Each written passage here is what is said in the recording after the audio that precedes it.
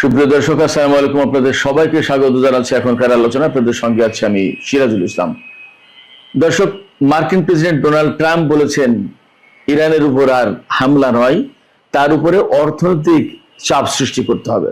এপাশে মার্কিন প্রভাবশালী senator Chris Murphy, Democratic senator, তিনি বলেছেন যুদ্ধ এখনই বন্ধ করা উচিত, তা না হলে প্রতিদিন ইরান শক্তিশালী হচ্ছে আর আমেরিকা দুর্বল হচ্ছে। আসলে পরিস্থিতি কোথায় গেছে, ডোনাল্ড ট্রাম্প এবং ক্রিস মার্ফির এই কথা থেকে হয়তো কিছু বোঝা যায়। এর ভেতরে ভিন্ন কাহিনী আছে। তেলের দাম কিন্তু আবার বেড়েছে। মার্কিন স্টক এক্সচেঞ্জে অর্থাৎ শেয়ার মার্কেটে উদ্বেগ বেড়েছে। কেন?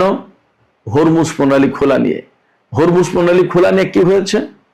ইরানের পক্ষ থেকে অন্তত 6টি শর্ত দিয়েছে, সেই 6টি শর্ত মানলেই তবে হরমুজ প্রণালী খোলা হবে। সেই 6টি শর্ত মানা মানে আমেরিকাকে সরাসরি আত্মসমর্পণ করা। এপাশে ইরানের জাতীয় নিরাপত্তা পরিষদে বড় রকমের একটা পরিবর্তন হয়েছে। মহসিন রেজাইকে জাতীয় নিরাপত্তা পরিষদের সচিব করা হয়েছে এবং জাতীয় নিরাপত্তা পরিষদের যিনি সচিব ছিলেন মোহাম্মদ বাকের জুলকাদ, তাকে সর্বোচ্চ নেতা আয়াতুল্লাহ মুস্তফা খামেনির রাজনৈতিক উপদেষ্টা করা হয়েছে।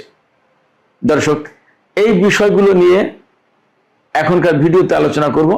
আপনাদেরকে দেখানোর চেষ্টা করব যে আমেরিকা ইরান যুদ্ধ করতে এসে কিভাবে বড় রকমের সংকটে পড়ে গেছে এবং এই সংকট থেকে তারা যে মুক্তির পথ খুঁজছে সেই পথটাও ঠিক মতো তারা খুঁজতে পারছে না এবং তারা সঠিক পথে যাচ্ছে না ভুল পথে যাচ্ছে।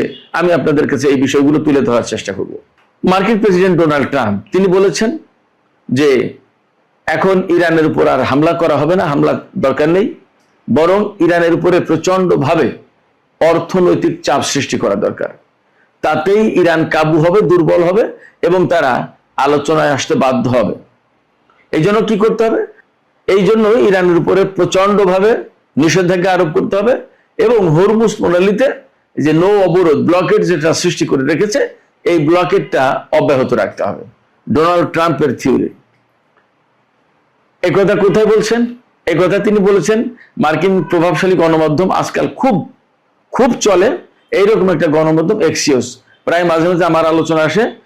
এছাড়া আমেরিকার রাজনীতি নিয়ে যে সমস্ত খুঁটিনাটি খুব ভেতরের তথ্য তুলে ধরে এইরকম একটা গণমাধ্যম হচ্ছে এক্সিওস। এই এক্সিওসকে ইন্টারভিউ দিয়েছেন গতকাল ট্রাম্প। সেই ইন্টারভিউতে তিনি বলেছেন ইরানের উপরে অর্থনৈতিক চাপ সৃষ্টি করতে হবে। এখন এই জায়গার কতগুলো বিশ্লেষণ প্রয়োজন। আমেরিকা কি আসলে ইরানের উপর অর্থনৈতিক চাপ সৃষ্টি করতে পারছে বা আরো কিভাবে পারবে, কতটা সফল হবে? দেখুন, 47 বছর ধরে ইরানের উপরে নিষেধাজ্ঞা দিয়ে রেখেছে, সামরিক হস্তক্ষেপ করেছে, রাজনৈতিক হস্তক্ষেপ করার চেষ্টা করেছে, ভেতরে বিভিন্ন রকমের নাশকতামূলক তৎপরতা চালিয়েছে, ভিতরে গোলমাল সৃষ্টি করে দেওয়ার জন্য বিভিন্ন সময় অর্থের বিনিময়ে লোকজনকে অস্থিতিশীল করে তুলেছে, গোলযোগ, কেওয়াস, কন্দল এগুলো সৃষ্টি করেছে। এগুলো সব ইরানের পক্ষ থেকে বলা হয় এইভাবে।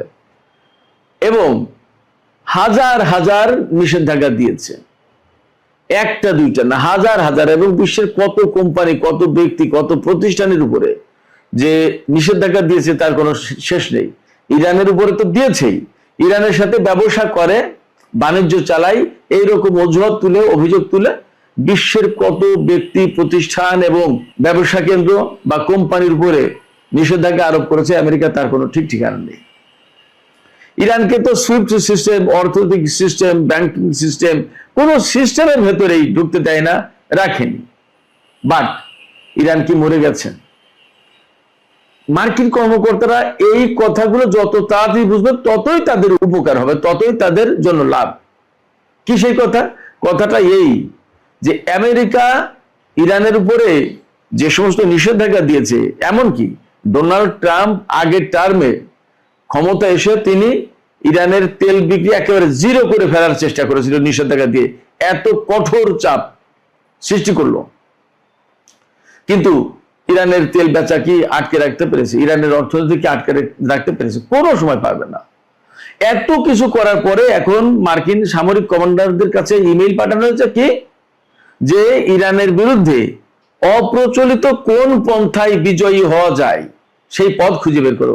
কি পথ খুঁজে বের করেছে আমি জানি না, তারা সবাই কি তাকে পরামর্শ দিয়েছে কিনা এইটা যে যুদ্ধ বাদ দিয়ে অবরোধ আরোপ করো আর অর্থনৈতিক নিষেধাজ্ঞা আরোপ করো, এইটা পরামর্শ যদি দিয়ে থাকে তাহলে এটাও ভুল। হয়তো বা হতে পারে যে যুদ্ধ থেকে বের হওয়ার কোনো পথ পাচ্ছে না, যুদ্ধে হয়তো উনি একা একা নিজের মতো তাইরে নাইরে গিয়ে বলে দেন যে আমরা বিজয়ী হয়েছে, আমরা জিতেছি বলে যুদ্ধ শেষ করে হয়তো বা বলবে যে আমরা অর্থনৈতিক নিষেধাজ্ঞা দিলাম, হরমুজ প্রণালী থেকে ব্লকেড উঠবে না। হরমুজ প্রণালী থেকে ব্লকেড না উঠলে ইরান কতটুকু ক্ষতিগ্রস্ত হবে? ইরানের তেল যদি চীনা জাহাজে গিয়ে আনে, তাই চীনা জাহাজের উপর হামলা চালাতে পারবে আমেরিকা? যদি তাই না পারে তাহলে ইরানের তেল বিক্রি তো আর কোনো ঝামেলা থাকে না। আমেরিকা যে এই অঞ্চলে ব্লকেড সৃষ্টি করে রাখবে, নৌ অবরোধ সৃষ্টি করে রাখবে, ইরান তো বলেছে মার্কিন নৌবাহিনীর বিরুদ্ধে তাদের যে যুদ্ধটা সেই যুদ্ধের খুব কাছাকাছি, 0 আওয়ারে পৌঁছার কাছাকাছি টাইম রয়েছে। যদি এখান থেকে ব্লকেড না তুলে নেয় তাহলে ইরান তো শুরু করবে হামলা। কি করবে তখন? বিমান বাহিনী নৌবাহিনী দুটোর সাথে একসাথে যখন যুদ্ধ করেছে ইরান, তখনই ভয় পায়। আর এখন শুধু নৌবাহিনীর বিরুদ্ধে যুদ্ধ করবে, ইরান কি সে ভয় পাবে? মোটেই না। তাহলে মার্কিন প্রেসিডেন্টের যে অর্থনৈতিক চাপ সৃষ্টি এবং নৌ ব্লকেড, এর কোনোটাই কাজ করবে না। হয়তোবা for the time being a কথা বলছে যুদ্ধ বন্ধ করার জন্য, 2 দিন পরে ওটাও বলবে যে এটার দরকার না, আমরা বিজয়ী হয়ে গেছে, আমরা এখন বিজয়ী শক্তি, আমরা চলে গেলাম, নৌ অবরোধ প্রত্যাহার করলাম। হয়তো একটা ডিপ্লোমেসি চালাবে, কাতার, পাকিস্তান, তুরস্ক এদেরকে বলবে যে ভাই তোমরা আমরা যে ওখান থেকে নৌ ব্লকেড তুলে আনবো, তোমরা একটু ব্যবস্থা করো, আমাদের ইজ্জতটা বাঁচুক। হয়তো এমন হতে পারে। তিনি যুদ্ধ কেন বন্ধের কথা বলছেন? যুদ্ধ বন্ধের কথা বলছেন অভ্যন্তরীণ চাপ, সামনে মিটার ইলেকশন, এছাড়া মার্কিন বাহিনী তো পারছে না। মার্কিন সামরিক বাহিনী টোটাল যে সশস্ত্র বাহিনী তার প্রধান জেনারেল ড্যান কেইন তিনি সরাসরি বলছেন যে এই যুদ্ধ করে লাভ হবে না, লস হবে, এই যুদ্ধ বন্ধ করার ব্যবস্থা করা উচিত, বিকল্প ব্যবস্থা খোঁজো, এখান থেকে নিরাপদে সরে যেতে হবে। ঠিক একই কথা বলেছেন ক্রিস মার্ফি, ডেমোক্র্যাট দলের বেশ প্রভাবশালী সিনেটর ক্রিস মার্ফি। তিনি বলেছেন ইরানের বিরুদ্ধে যুদ্ধ বন্ধ করতেই হবে, তা না হলে প্রতিদিন যদি আমরা যুদ্ধ চালিয়ে যাই, এই যুদ্ধে প্রতিদিন আমেরিকা দুর্বল হচ্ছে আর প্রতিদিন ইরান শক্তিশালী হচ্ছে, এতে একসময় আমেরিকা আরো বেশি খারাপ অবস্থায় পড়ে যাবে। তিনি এও বলেছেন, ক্রিস মার্ফি সিনেটর, তিনি এও বলেছেন যে হরমুজ প্রণালী উন্মুক্ত করার ব্যাপারে প্রতিদিন মূল্য বেড়ে যাচ্ছে। এই মূল্য বেড়ে যাচ্ছে মানে কি? মূল্য বেড়ে যাচ্ছে মানে আমেরিকা আগে দাবি করতো কি, হরমুজ প্রণালী না খুললে আমরা নৌ ব্লকেড তুলব না, এ করতে হবে, তা করতে হবে, বহু হুমকি ধমকি, বহু কিছু করেছে, কোনো কিছুতেই ইরানকে টলাতে পারেনি। এই অবস্থায় ক্ষতি আমেরিকা দুইভাবে হচ্ছে, দুইভাবে না কয়েকভাবে হচ্ছে। একটা হচ্ছে এই যে এখানে নৌ ব্লকেড সৃষ্টি করে রেখেছে, বিনা কারণে বিনা লাভে মাসের পর মাস এখানে জাহাজ মোতায়েন করে রাখতে হচ্ছে, সৈন্যরা থাকছে, খাচ্ছে, জ্বালানি খরচ, অহেতুক আমেরিকার একটা খরচ যাচ্ছে। এটা গেল এক। 2 হচ্ছে যে এই সমস্ত সেনা জাহাজ এগুলো কিন্তু সব ইরানের হামলার মুখে, ঝুঁকির মুখে আছে। 3 হলো এই সমস্ত জাহাজে যে সমস্ত সেনা আছে দীর্ঘদিন এখানে বসে থাকতে থাকতে তারা মানসিকভাবে অবসাদগ্রস্ত হয়ে পড়ছে, ক্লান্ত হয়ে পড়ছে, তাদের মনোবল ভেঙে যাচ্ছে। শুধু তাই না, তারা চোখের সামনে দেখেছে বিমান বাহিনী, নৌবাহিনী ইরানকে কি করতে পেরেছে। সারা বিশ্ব থেকে অস্ত্র কুড়িয়ে এনে ইরানের বিরুদ্ধে যুদ্ধ করতে হয়েছে আমেরিকাকে এক পর্যায়ে, এবং এখন অস্ত্র ফুরিয়ে গেছে। এ কি এক কেলেঙ্কারির কথা, তা তো আপনারা শুনতেই পাচ্ছেন। তো সবকিছু মিলে আমেরিকা খুব সংকটে এবং প্রতিদিন তার খরচ বেড়ে যাচ্ছে। আর এই ক্রিস মার্ফি বললেন যে প্রতিদিন হরমুজ উন্মুক্ত করার মূল্য বেড়ে যাচ্ছে। এটার নিগুড় তত্ত্ব হচ্ছে যে আগে একটা দুটো শর্ত ছিল, এখন ইরান অনেকগুলো শর্ত দিয়ে বসেছে। 14 দফা দাবির উপর ইসলামাবাদ সমঝোতা হয়েছিল, এখন ইরানের পক্ষ থেকে 6 দফা দাবি নতুন করে বলা হয়েছে যে হরমুজ খুলতে গেলে এই 6টা দফা, এই 6টা দাবি আগে পূরণ করতে হবে, তা না হলে ইরান হরমুজ খুলবে না। ইরানের নীতি নির্ধারণী পরিষদ, এই পরিষদের প্রধান আয়াতুল্লাহ সাদেক আমলি লারিজানি, তিনি বলেছেন যে হরমুজ প্রণালী বিনা শর্তে খুলে দেওয়া হবে না এবং কোনো মতেই হরমুজ প্রণালী যুদ্ধের আগের অবস্থায় আর ফিরে যাবে না। অর্থাৎ যার খুশি সেই জাহাজ আর যার খুশি সেই জাহাজ নিয়ে যাবে, বিনা টোলে, বিনা বাধায়, বিনা পর্যবেক্ষণে এইরকম অবস্থা যাবে না। অর্থাৎ এই যে কন্ট্রোল, এই কন্ট্রোল থাকবেই। তো যে কথা বলছিলাম ক্রিস মার্ফির ব্যাপারে, ক্রিস মার্ফি বলেছেন যে প্রতিদিন হরমুজ প্রণালী উন্মুক্ত করার যে মূল্য তা বেড়ে যাচ্ছে। অর্থাৎ একদিন আগে হয়তো 2টো শর্ত ছিল, 2 দিন পরে গিয়ে ইরান শর্ত দিচ্ছে 4টা, আর 2 দিন পরে গিয়ে আরো দেবে 6টা, আর 2 দিন পরে গিয়ে বলবে যে এটাও করতে হবে, আর 2 দিন পর বলবে ওটাও করতে হবে। না করে তো উপায় নেই। আমেরিকার হাতে তেল নেই, সারা বিশ্ব তেলের অভাবে ডুবছে, তেলের দাম আজকেও বেড়েছে, আবার $84 উপরে চলে গেছে ব্রেন্ট ক্রুডের দাম। মার্কিন স্টক এক্সচেঞ্জ ভীষণ উদ্বেগের ভেতরে। অবশ্যই এশিয়ার বাজার, বিশেষ করে জাপান, দক্ষিণ কোরিয়া এবং হংকং এর শেয়ার মার্কেটে একটু চাঙ্গা ভাবে এসছে আজকে। এপাশে তেলের দাম, তেলের সংকট সারা বিশ্বে তো চলছে, কি করবে? শুধু তাই না, যেখানে যুদ্ধের আগে প্রতিদিন গড় পড়তা 130টি জাহাজ চলতো হরমুজ প্রণালী দিয়ে, সেখানে এখন এই যে 4, 5, 6 এই 3 দিনের আগস্টের 4 তারিখ, 5 তারিখ, 6 তারিখে আগস্টের যে জাহাজ চলাচলের হিসাব দিয়েছে, তাতে 8টা থেকে 15টা গড় পড়তা এই 3 দিনে জাহাজ চলেছে। কোনোদিন 8টা, কোনোদিন 9টা, কোনোদিন 15টা, এরকম জাহাজ চলাচলের পরিমাণ কমে গেছে। কত? যেমন তেলের জাহাজ কম যাচ্ছে, তেমনি সার, আদার বিভিন্ন ধরনের প্রোডাক্ট যাওয়া আসা করে, সবই তো কমে গেছে। তাহলে কি পরিস্থিতি?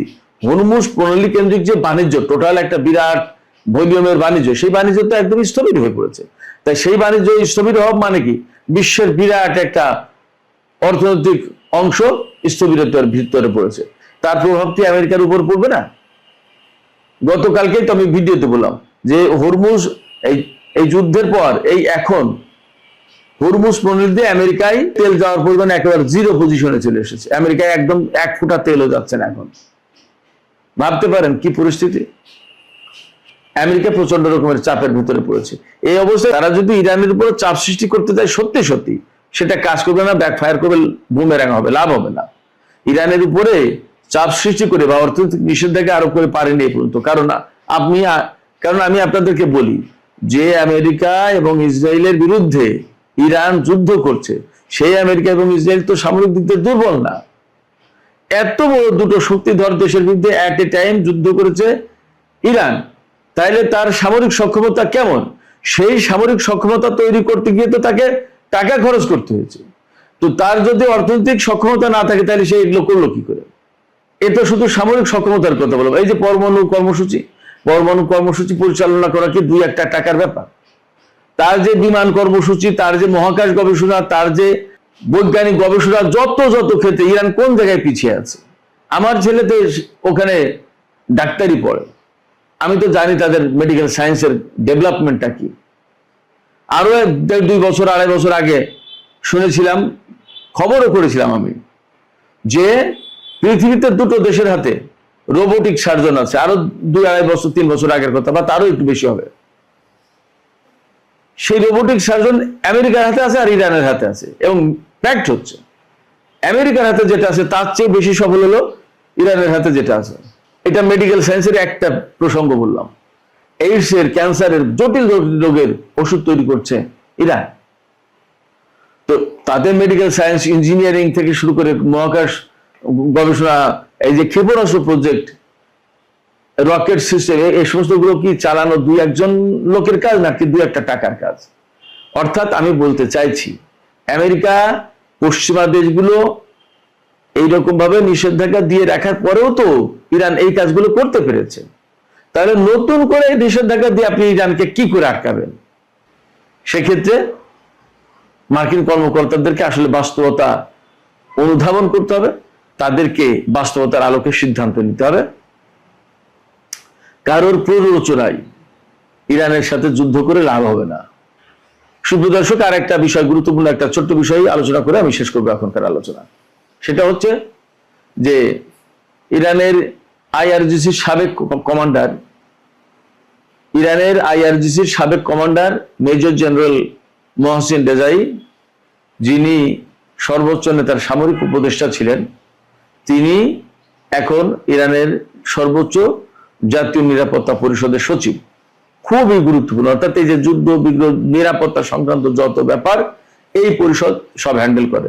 তার সচিব হিসেবে তাকে নিয়োগ দেওয়া হয়েছে গতকাল।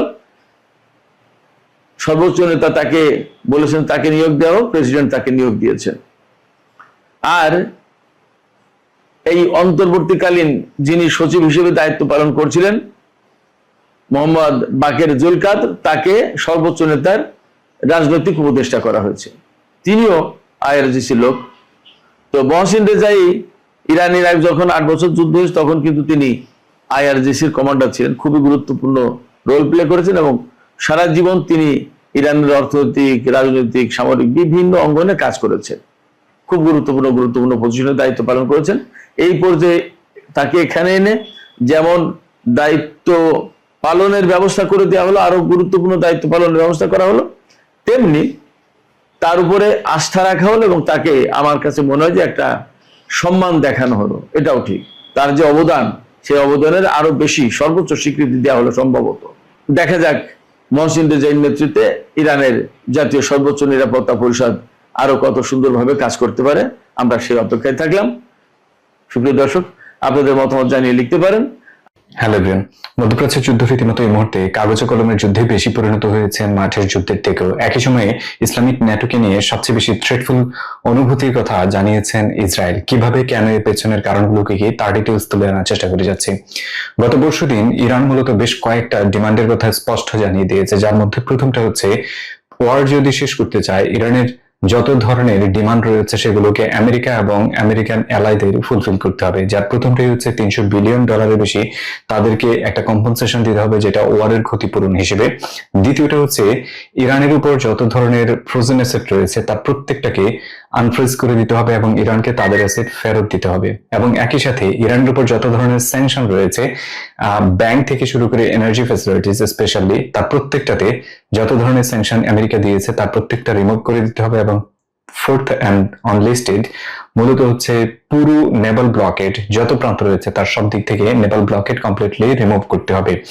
এই কয়টা ডিমান্ডের উপর ভিত্তি করে ইরান বলেছে যে যদি হরমুজ প্রণালী ওপেন করতে চায় তাহলে ওয়ার আলটিমেটলি ইন করতে হবে এবং তাদের ডিমান্ড পূরণ করতে হবে। আর যদি এটা পূরণ করতে না পারে তাহলে আলটিমেটলি কোনো ধরনের কোনো কিছুই মূলত তারা মানবে না বা পূরণ হবে না।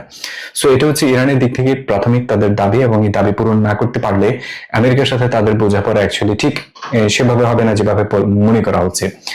এই ইস্যুকে সামনে নিয়ে মূলত ডোনাল্ড ট্রাম্প গতকালকে একটা টুইট করেছেন, যেখানে তিনি ক্লিয়ারলি বলেছেন যে তিনি শুনেছেন ইরান তাদের কাছে কম্পেনসেশন চায়। এখন সে বলেছে যে বোথ ওয়েতে ক্যালকুলেশন করা উচিত আসলে কে কার কাছে কোন ধরনের কম্পেনসেশন চায়।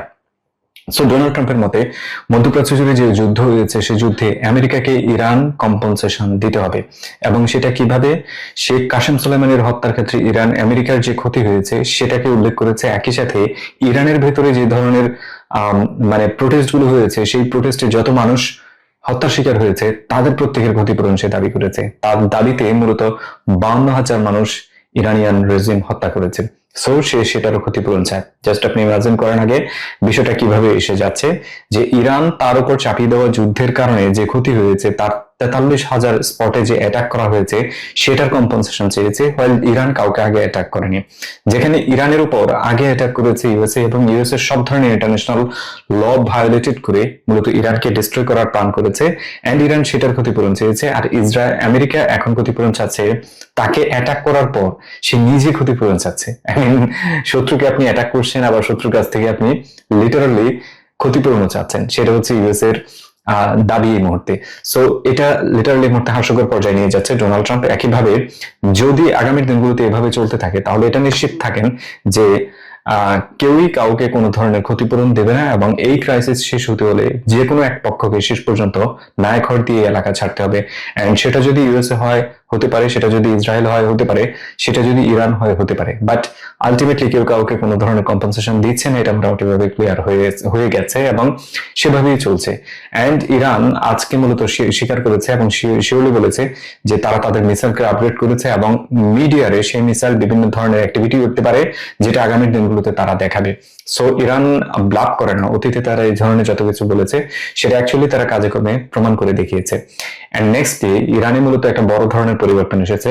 মোস্তাফ আলী খামেনি ক্যামেরার সামনে আসার পর থেকে বেশ অনেকগুলো ডিসিশন তিনি নিয়েছেন, যার মধ্যে অন্যতম বড় একটা হচ্ছে মিলিটারি অ্যান্ড বাসিস পোস্টে মূলত বড় ধরনের একটা রিশাফল করেছেন, যার মধ্যে মহসিন রেজাই মূলত হচ্ছে তার সবচেয়ে ক্লোজ চিফ হিসেবে নিয়োগ পেয়েছেন। একই সাথে আরো হাফ ডজনের মতো মিলিটারি চিফ স্টাফ জেনারেলদের মূলত তিনি রিশাফল করেছেন। কাউকে চাকরিচ্যুত করেননি, কিন্তু সবাইকে রিশাফল করেছেন, দায়িত্ব অদল বদল করে দিয়েছেন এবং নির্দিষ্ট পয়েন্টে তাদেরকে সেট করেছেন। যেমন হচ্ছে আহমেদ বাইদি আইআরজিসির চিফ কমান্ডারে পরিণত হয়েছেন।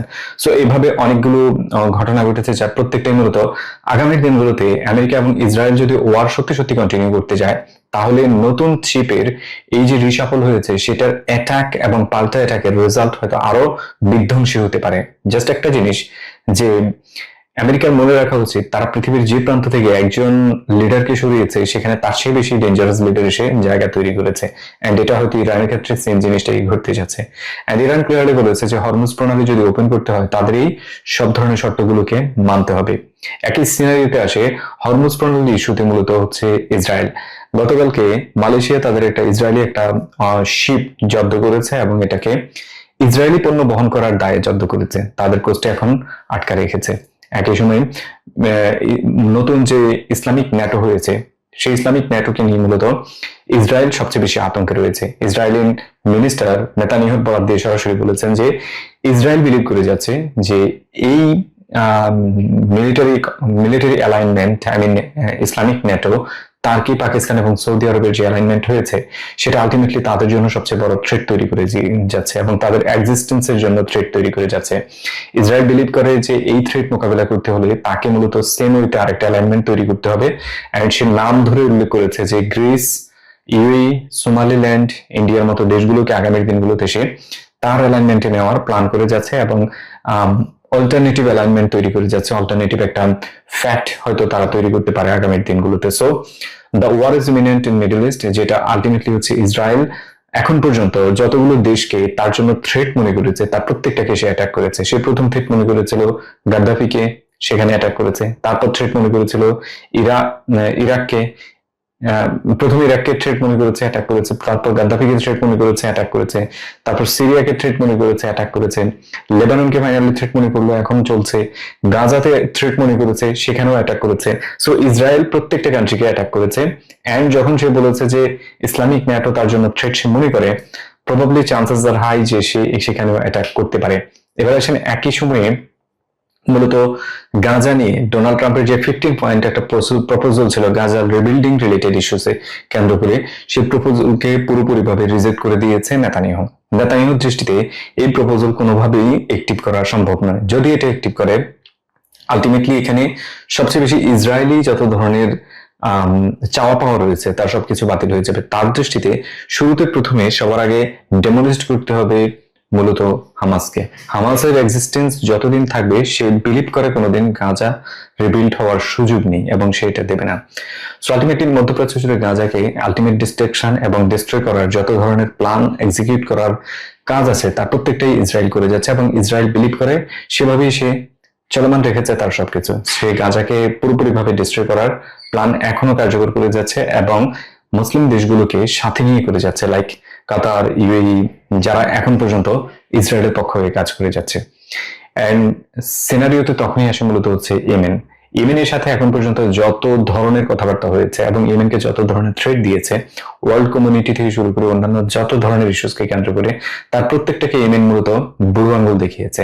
ইয়েমেন কোনোভাবেই কোনো কিছু মানছে না এবং আজকের দিনেও তারা নকডাউন ইয়েমেনের বিভিন্ন প্রান্তে অ্যাটাক করে যাচ্ছে, যেগুলো মূলত সৌদি ইউএই ব্যাকড বিভিন্ন ধরনের মিলিটারি ফ্যাসিলিটিস রয়েছে তার প্রত্যেকটাতে অ্যাটাক করে গিয়েছে। এবং একই সময় ইয়েমেন মূলত সৌদি আরবের মেইনল্যান্ড এরিয়াতে বেশ কয়েকটা অ্যাটাক করেছে। অ্যান্ড বলা বাহুল্য এমন কিছু ঘটনা ঘটেছে যেগুলোকে বলা হয়েছে যে আগুনের সূত্রপাত হয়ে সেখানে বড় ধরনের অগ্নিকাণ্ড ঘটেছে, কিন্তু বাস্তবতা ঠিক ভিন্ন কথা বলছে যে আগুনের সূত্রপাতে মানে সাধারণ কোনো আগুনের সূত্রপাতে আগুন এত বড় হতে পারে না, কিন্তু সেটা হয়েছে। যেমন হচ্ছে কিছুদিন আগে মূলত একটা সোফা ফ্যাক্টরিতে আগুন লেগেছে গত পরশুদিন। সে আগুন লাগাতে সব মিলিয়ে 16 জন বাংলাদেশি শ্রমিকের হত্যার শিকার হয়েছে। এখন আগুন লাগার মানে সোফা ফ্যাক্টরিতে আগুন লেগে 16 জন হত্যার শিকার হয়। ইয়েমেনের পক্ষ থেকে তারা বিভিন্ন সময় দাবি করে তারা মিসাইল ছুড়েছে, আর সৌদি আরবের পক্ষ থেকে সৌদি আরব বলে কোনো ধরনের মিসাইল তাদের এখানে ল্যান্ড করেনি। বাট ইন রিয়েলিটি মধ্যখানে মূলত মানুষ মরছে। কেউ কাউকে স্বীকার করছে না যে কে কার সাথে এই ধরনের কোনো কিছু করে যাচ্ছে এবং কখন করে যাচ্ছে, কিভাবে করে যাচ্ছে, কোনোটাই স্বীকার করছে না। লাস্টলি মধ্যপ্রাচ্যের এই অঞ্চল থেকে মূলত হচ্ছে ইউএসএ ধীরে ধীরে তাকে ঘুটিয়ে নিচ্ছে। রিসেন্ট ডেটা বলছে বেঙ্গুরিন এয়ারপোর্টে যত ধরনের রিফিলিং ট্যাঙ্কার ছিল প্রায় 50টার উপরে রিফিলিং ট্যাঙ্কার সেখানে পার্ক করা ছিল। সেই বেঙ্গুরিন এয়ারপোর্ট থেকে এখন রিফিলিং ট্যাঙ্কারের সংখ্যা কমে এসেছে 19-20টা। 19-20টা রিফিলিং ট্যাঙ্কার এটা একটা সাইন দিচ্ছে যে আগামী দিনগুলোতে ইউএসএ মূলত ধীরে ধীরে পুল আউট করে নিচ্ছে তার সব ধরনের হেভি ওয়েপনারিজ হার্ডওয়্যার যতগুলো ছিল মিডল ইস্ট ওয়ার ক্রাইসিসে ব্যবহার করা হতো তার প্রত্যেকটাকে। অ্যান্ড টেকনিক্যালি মূলত সব ধরনের ওয়ার যত পৃথিবীর যত প্রান্ত থেকে ওয়ার মূলত শেষ হয়েছে সেখানে সবচেয়ে শেষ দিকে যে জিনিসটা উদ্ধার করা হয় সেটা হচ্ছে refilling tanker. And Israel and USA মূলত মধ্যপ্রাচ্যের বিভিন্ন প্রান্ত থেকে লাইক ইউএই, কাতার, কুয়েত, অন্যান্য জায়গা থেকে তাদের মিলিটারি সেটেলমেন্ট থেকে সব ধরনের ফাইটার জেট এবং টেকনিক্যাল গ্রাউন্ড ক্যাপাসিটি মূলত ধীরে ধীরে সরিয়ে নিয়েছে। অ্যান্ড লাস্টলি এই মুহূর্তে মূলত রিফিলিং ট্যাঙ্কার গুলোকে মধ্যপ্রাচ্য থেকে সরিয়ে নিচ্ছে। এটা সাইন দিচ্ছে যে আমেরিকা মুখোমুখি ভাবে সরাসরি না বললেও ধীরে ধীরে মূলত তারা মেনে নিয়েছে যে তারা হেরেছে। এবং হারের মানে লক্ষণগুলো এগুলো যে আপনি আপনার বেস্ট ওয়েপনারি গুলোকে ধীরে ধীরে সরিয়ে নিচ্ছেন, কারণ এগুলো এখন যতক্ষণ এখানে থাকবে ততক্ষণ এগুলো রিস্কে থাকবে। অ্যান্ড এটার অন্যতম বড় কারণ হচ্ছে গত পরশুদিন ইরানিয়ান মিলিটারি কমান্ডার সরাসরি বলেছে যে তাদের 1 ইঞ্চ মাটিতেও যদি কেউ পা রাখে সেই পা কোনোদিন তারা ফেরত দেবে না। অ্যান্ড এটা নট জাস্ট ফান যে তারা ক্লিয়ারলি বলছে যে আমেরিকার একটা হিডেন প্ল্যান আছে যে তারা কোনো দুর্বল সুযোগ পেলে, দুর্বল রাস্তা পেলে সেখান দিয়ে অ্যাটাক করে দিবে। অ্যান্ড সেই জন্যই তারা মূলত এতটা স্ট্রং ওয়েতে কথা বলে যাচ্ছে এবং বারবার এনশিওর করে যাচ্ছে যে তারা পুরোপুরি ভাবে অ্যাটাক করবে, কোনো অ্যাটাকে মানে ইজি কোনো জবাব দেবে না, তারা একদম হার্ডেস্ট একটা জবাব দেবে। সো দ্যাটস ক্লিয়ার এখন পর্যন্ত যে মধ্যপ্রাচ্যের ওয়ারের এই কন্ডিশনে অ্যাকচুয়ালি কে কিভাবে চলছে, কোন ওয়েতে এগিয়ে যাচ্ছে এবং কাকে কি কতটুকু ভয় পাচ্ছে। জাস্ট কনক্লুশন হইতে আমি বলতে পারি যে এখনকার পর্যন্ত ওয়ারের যে সিচুয়েশন আজকের দিন পর্যন্ত হচ্ছে এটাতে ক্লিয়ারলি বোঝা যায় যে ইরান মূলত একটা আলটিমেট উইনিং পজিশনে রয়েছে। এবং কম্পেনসেশন পাওয়া না পাওয়া একটা বিষয়, কিন্তু কম্পেনসেশন যদি নাও পায় ইরান সেই রাস্তা ক্লিয়ারলি তৈরি করেছে কিভাবে কম্পেনসেশন আদায় করবে, আর সেটাই হচ্ছে হরমুজ প্রণালী। হরমুজ প্রণালী বেসড ইরানে মূলত তাদের টোটাল একটা মানে ফাইনাল নেগোসিয়েশনে গিয়েছে ওমানের সাথে। সেই ফাইনাল নেগোসিয়েশনে 4-5টা ক্লজ তারা অ্যাড করে দিয়েছে। সেই 4-5টা ক্লজের প্রথমটাই হচ্ছে এখান দিয়ে চলতে গেলে ফি দিতে হবে, এনভায়রনমেন্টাল ফি দিতে হবে, একটা হচ্ছে টোল আদায় করতে হবে, টোল আদায় তারা করবে, দ্বিতীয়টা হচ্ছে এনভায়রনমেন্টাল ফি দিতে হবে, তৃতীয়টা হচ্ছে হরমুজ প্রণালীর রক্ষণাবেক্ষণে বিভিন্ন ধরনের যে ফ্যাসিলিটিস রয়েছে সেগুলোর জন্য তারা আলাদা ফি আদায় করবে। এবং ওয়ার মৌসুমে হরমুজ প্রণালীতে যে ডিস্ট্রাকশন ইউএসএ এবং ইসরায়েল মিলে চালিয়েছে এতে করে হরমুজ প্রণালীর যে ক্ষতি হয়েছে ওয়ার টাইম কম্পেনসেশন তাদের হরমুজ প্রণালীর জন্য আলাদা দিতে হবে। এবং এই ইস্যুতে প্রায় একমত হয়ে গেছে ওমান এবং ইরান। ওমান এবং ইরানের ফাইনাল ডিল টোটালি এই মুহূর্তে টেবিলে, তারা হয়তো খুব দ্রুতই এটা সাইন করবে এবং এতে করে ইউএসএ আরো ব্যাকফুটে চলে যাবে। সো এটা আপনাকে ক্লিয়ারলি জানান দিচ্ছে যে $300 বিলিয়ন যে কম্পেনসেশন ইরান চাচ্ছে